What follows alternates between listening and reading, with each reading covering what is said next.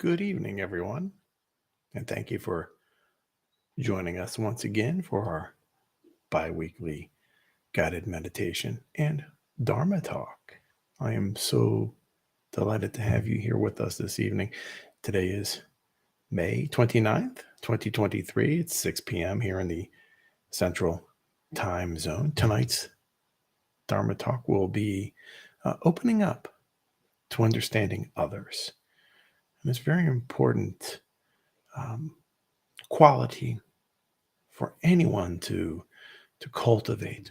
Understanding someone else is really important. Think about the times where maybe you were not understood and what difficulty and frustrations may have arisen within you, how hard that can be. Wanting someone to know what you're thinking and what you're feeling, right? And so, as mindful practitioners and um, Dharma studiers and learners, right? It's important for us to understand the importance of being open, right? Open-minded. And we're going to start this off with our typical guided meditation format, right? But noting without identifying, it's an important quality too for um, understanding somebody else. Because very often when we speak, right, or listen, we are identifying what somebody else is already saying to us without even hearing everything that they have said. And so that takes away from their message. And so we can start with ourselves, just noting what's going on inside us without giving it an identification.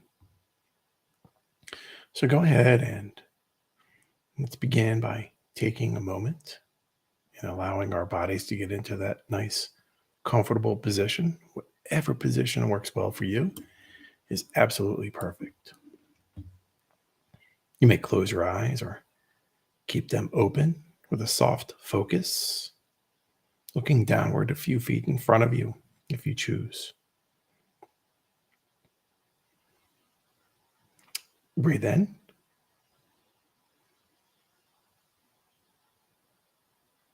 Pause. And breathe out.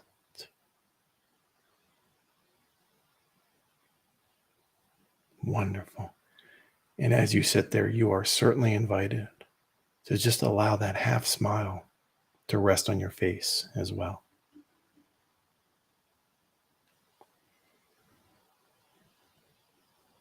Allow your spine to lift and your shoulders to soften, just releasing any tension that you may be experiencing.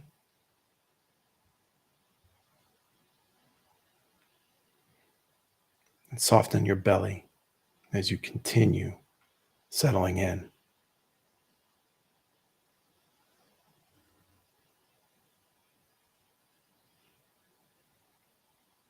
Breathe in.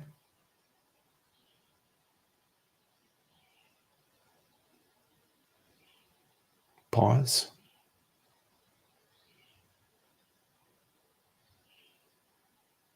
And breathe out. And let's meditate on noting without identifying.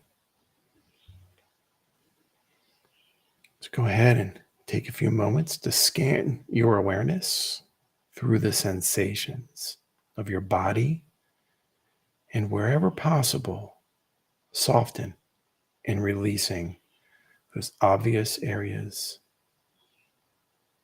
of physical tension.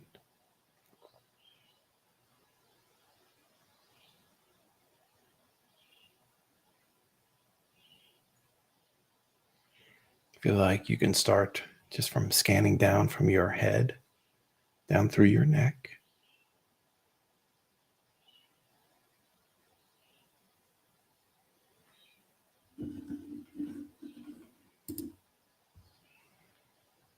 your shoulders, your arms, your torso, your legs and your feet.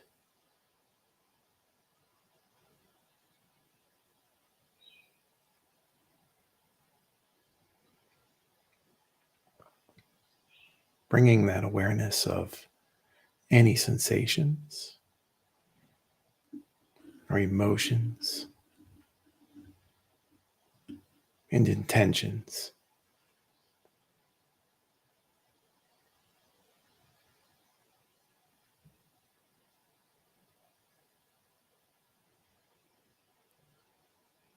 And gently bring your attention to the sensations of breathing now.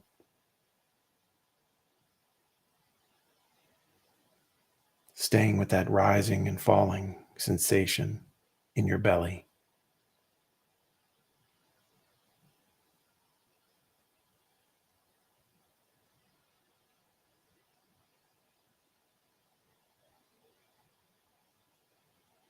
And as you continue, follow your breath.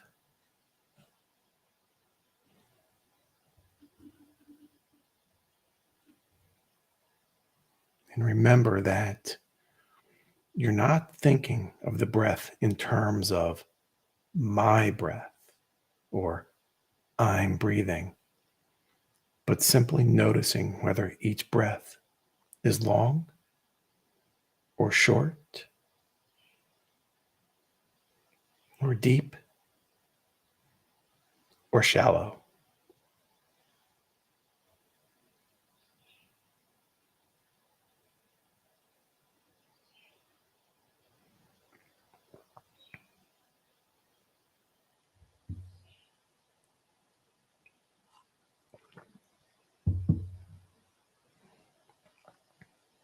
As you follow these sensations of your breathing, any time when your mind wanders, just noting it as a wandering mind, identifying the emotion if you can, and not spending a lot of time thinking about it.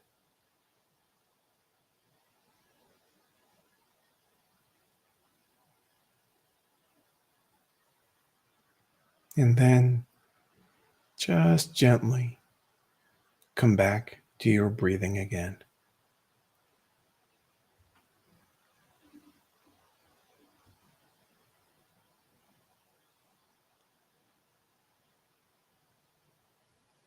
Breathe in.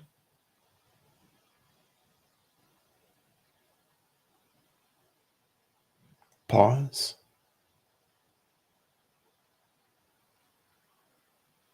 And breathe out.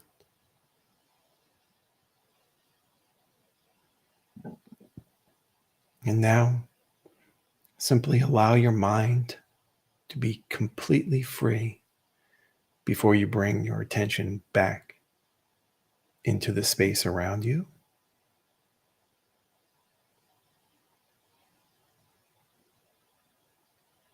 Go ahead and begin to open your eyes slowly and to reorientate yourself to your surroundings before moving about. Wonderful.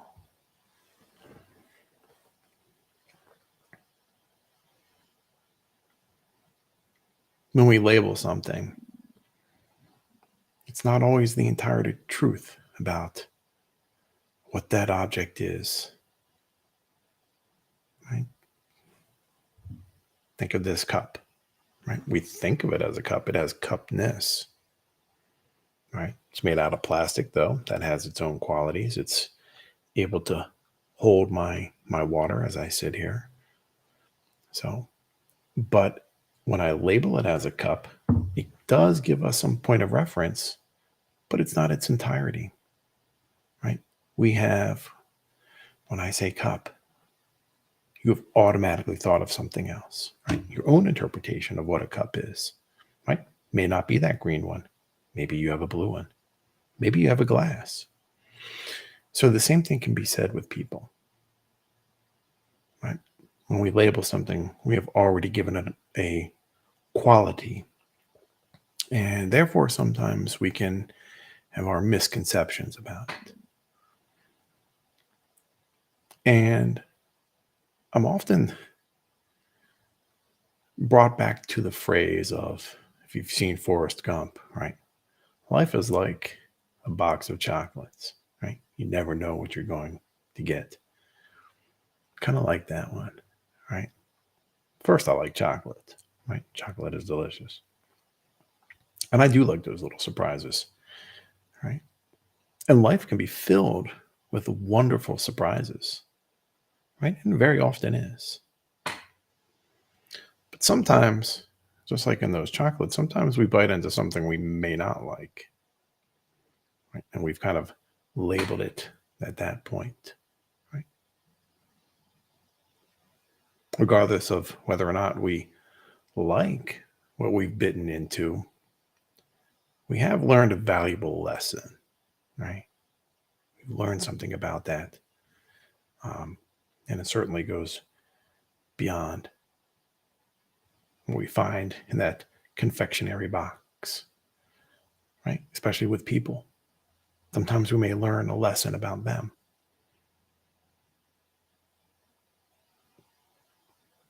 But we have to be mindful of our perspective of that lesson, right?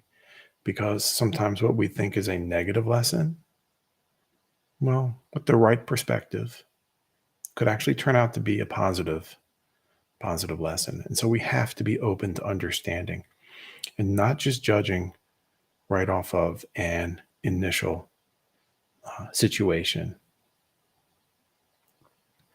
So we have to open ourselves up to understanding. But what does it mean to open up to others? So take a moment to think about that. What does that mean to you?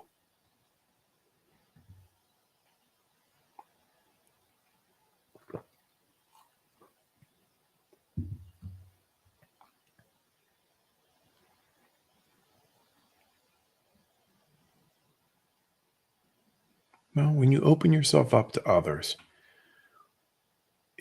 it shows that you value that person as a living being. Everybody has value. Every single person has value. And so by you opening up to them, you are displaying and confirming to that person, I see you and I value you. Even if you don't have to like, or even if you don't like what they say, right? Or even sometimes what they do. It's just an intrinsic, basic acknowledgement that I see you.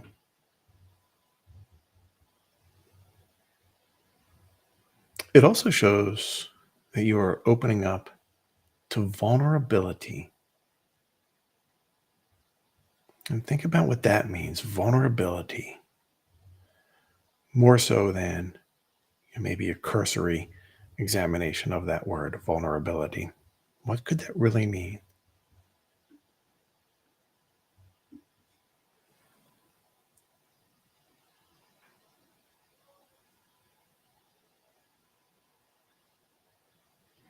Being vulnerable is, well, this can be the hard part, right? For most of us, right? Because we've been taught that being vulnerable is a sign of weakness. But if we reframe that perspective, we can actually understand that it is a sign of strength. It's a good quality to have. And very often, um, we hide our vulnerabilities because ego gets in the way, right? And it clouds our judgment. So we can think of ego as a very, very thin shell trying to protect some statehood of ours, right? Or some quality or some perception that we want others to think about us. But when we're vulnerable, we're letting them see that we're a person. We do have those feelings. we do have those concerns, and that being hard and firm all the time isn't always healthy for us. So, how do we cultivate openness so that we can understand someone else's experience?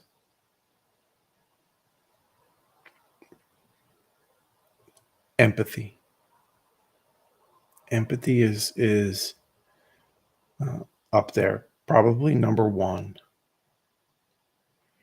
And what I would like for you to do, again, just recall a similar experience that maybe you had. And it can be a hard or challenging experience, or it could be a joyful one that you faced. And just recall, think about it.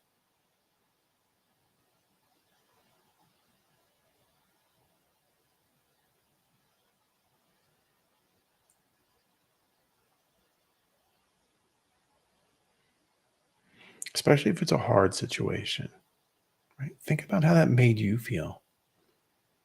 Was there someone who supported you? Maybe they showed you some vulnerability. Could be anyone. Doesn't have to necessarily be a parent or a relative. Could be a coworker, could be a supervisor, could be someone on the street that you don't even know.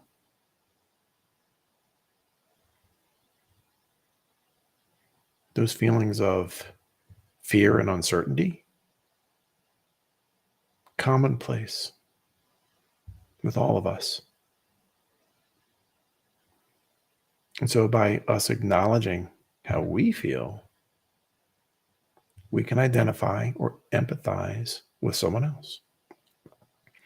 And so when someone has expressed to you that they are going through difficult times, challenging times, they may have those feelings of uncertainty or maybe even hopelessness, don't respond with toughen up, right? Or if I can do it, you can do it, right? Or similar phrases like that. That can really nurture those feelings even more of uncertainty, even more. So we just empathize with other words, the kind words.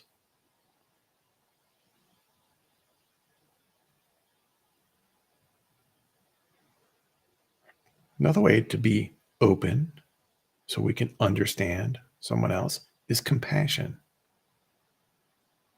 right? Compassion. And again, understanding that there is nothing wrong with being soft. Some people would call that soft. But remember that the world is full of suffering. That's the first noble truth. There is suffering.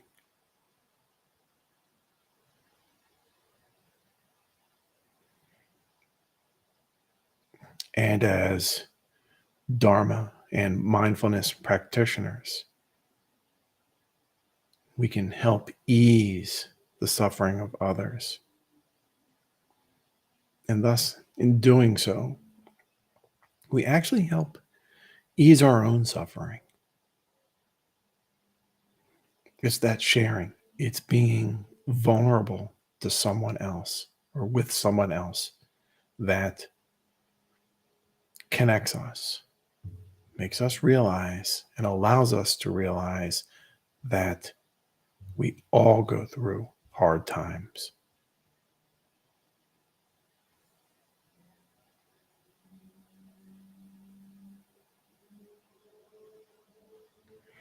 We also show compassion by adhering to our personal boundaries. So think about that.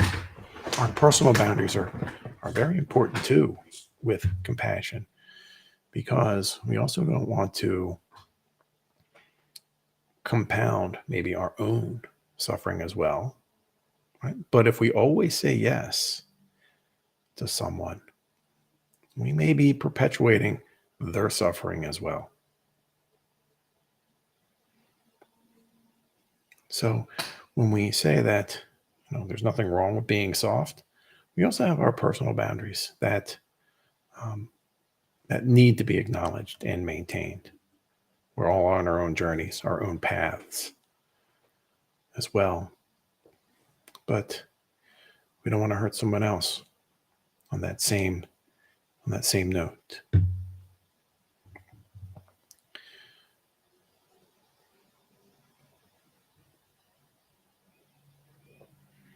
Listening and not speaking while the other person is talking. Again, that just validates that person and what they're saying, validating and acknowledging their experience. Does not matter if you agree with it or not. That's important.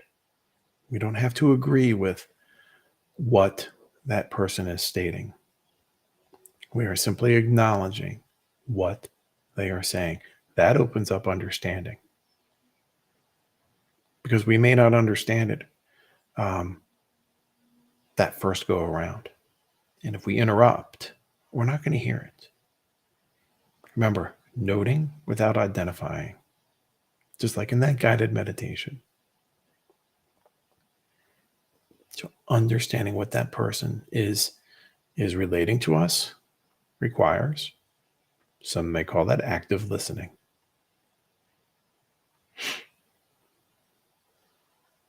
And avoid saying, you should have done this or you could have done that type of comments.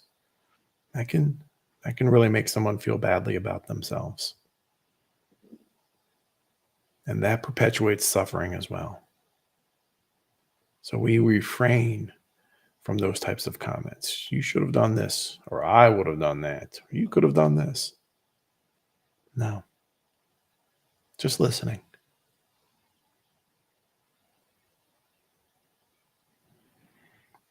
Avoiding gossip too. Sometimes when someone is relating information to us, there may be some of that gossipy nature to it.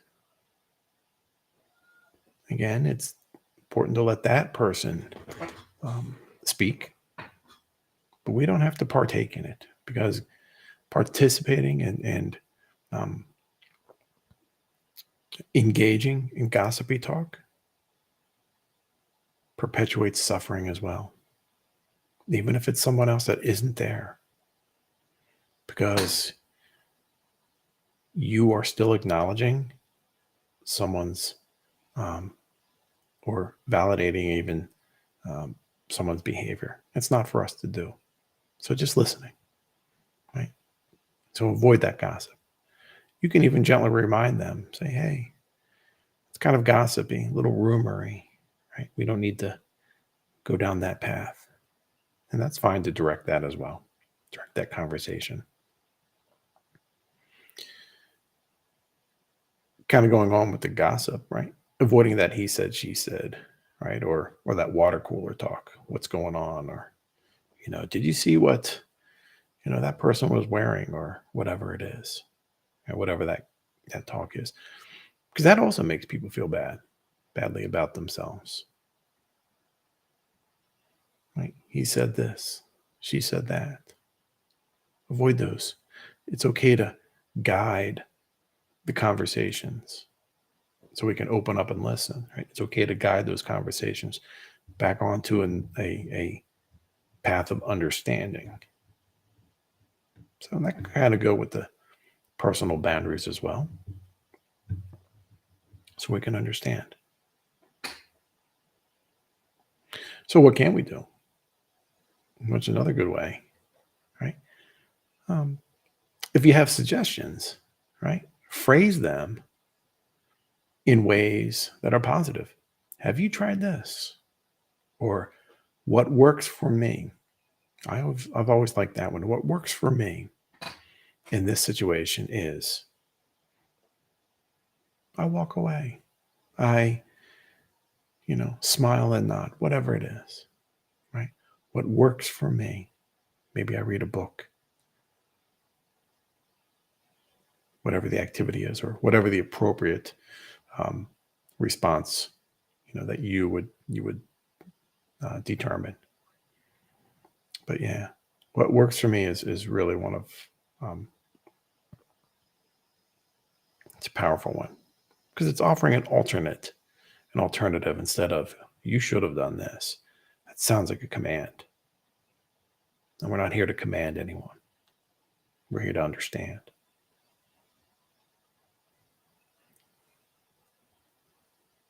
So, in order to understand someone, though, sometimes we don't need to necessarily have that same exact uh, situation or experience that same type of circumstances they did.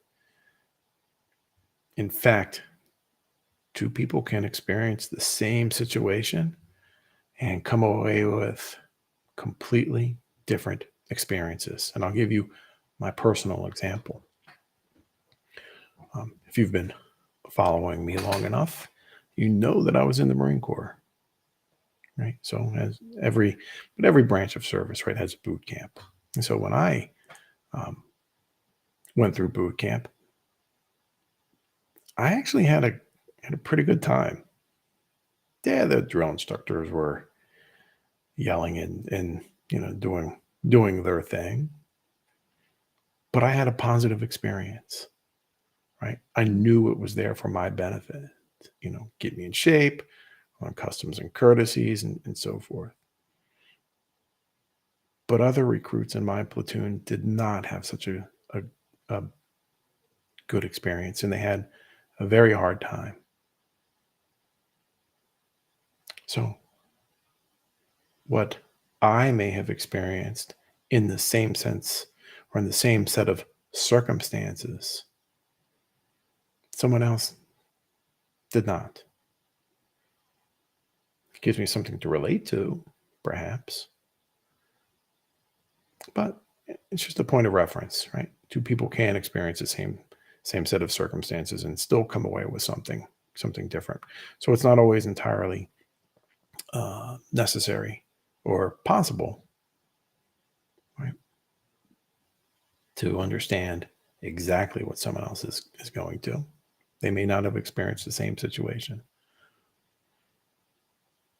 So when we want to understand others' suffering, we simply just need to open ourselves up with empathy and compassion to their experiences without judgment. And that's how we can understand others. I can relate. I've experienced pain. I've experienced suffering. I've also experienced joy. Those are common situations for all of us, common emotions. There are 8 billion people on this planet, and we all experience things slightly differently. But there's still a root or an overlap in those understandings. So give those a try.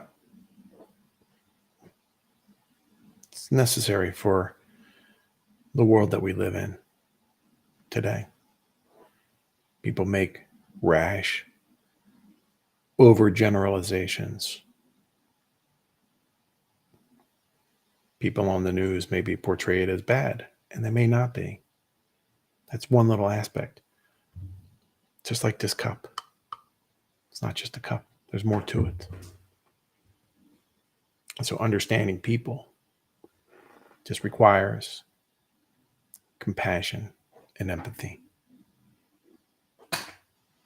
So our next Dharma talk will be on June 12th. So set your calendars if you would like to.